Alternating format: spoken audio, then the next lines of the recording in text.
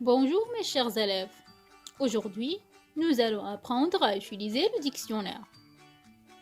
Pour chercher un mot dans le dictionnaire, la première chose à faire est de bien connaître son alphabet.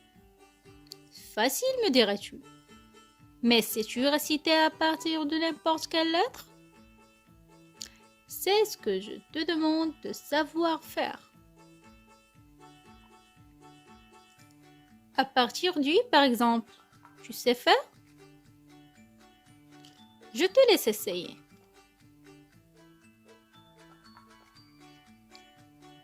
Ou à partir du S. Ou encore à partir du G.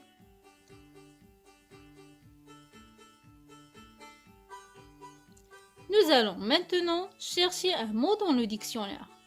Par exemple, le mot plongeoir. Il faut évidemment que tu ouvres ton dictionnaire à la page P, car le mot plongeoir commence par la lettre P. Ensuite, il faut chercher la deuxième lettre, le L. Normalement, tu arrives à une page similaire à celle-ci. Mais je ne vais pas regarder toutes les pages qui commencent par PL. Ça serait trop long. Il faut alors utiliser la technique des mots repères qui se trouve en haut des pages. Ici, on a les mots pliable et pluviométrie. Si le mot plongeoir se trouve entre ces deux mots, ça signifie qu'il est sur ces pages. Sinon, il faut continuer à chercher avec les mots repères. Après PL dans pliable, il y a un I. Dans plongeoir, un O. Et dans pluviométrie, un U. Le O de plongeoir se trouve bien entre le I et le U dans l'alphabet. Donc, le mot plongeoir se trouve bien entre les mots pliable et pluviométrie. Il doit se trouver sur 16 pages. Il faut donc le chercher et le trouver.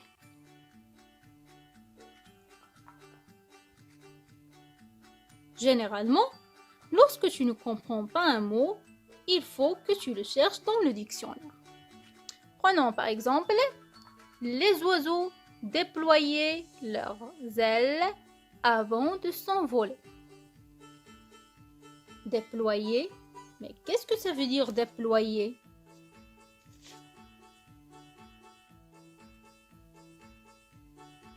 Je vais donc chercher dans le dictionnaire. Oui, mais déployer, c'est un verbe. Et dans le dictionnaire, les verbes ne sont pas conjugués. Ils sont écrits à l'infinitif. Il va donc falloir trouver l'infinitif de ce verbe pour le chercher dans le dictionnaire. Il faut déployer. Dans le dictionnaire, les noms sont toujours écrits en masculin singulier. Les verbes sont à l'infinitif. Et les adjectifs sont en masculin singulier.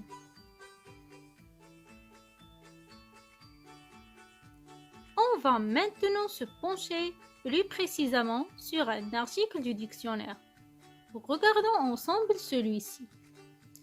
L'article donne des informations sur le mot qui est recherché et il est organisé de manière particulière. Pour mieux le repérer, le mot toujours en gras ou en couleur. Suivent ensuite des abréviations qui donnent des informations grammaticales sur le mot recherché, comme la nature du mot. Est-ce que c'est un nom, un verbe ou un adjectif? Et son genre. Ici, ADJ signifie que le mot drôle est un adjectif. Une ou plusieurs définitions permettent de comprendre le sens du mot. Dans notre article, nous avons 3 sens. Parfois, des renseignements supplémentaires indiquent les synonymes, les contraires, les mots de la même famille ou le niveau de langage. Un exemple accompagne chaque définition. Le plus souvent, cet exemple est écrit en italique. Dans les articles du dictionnaire, tu peux aussi trouver des choses entre crochets. C'est la phonétique. C'est un ensemble de symboles. Chaque symbole correspond à un son, ce qui permet de savoir comment le mot se prononce. Ici, le mot se prononce hélicard. Tu dois reconnaître tous ces éléments dans un article du dictionnaire et savoir à quoi ils servent. J'espère que vous avez bien compris. Au revoir mes chers élèves.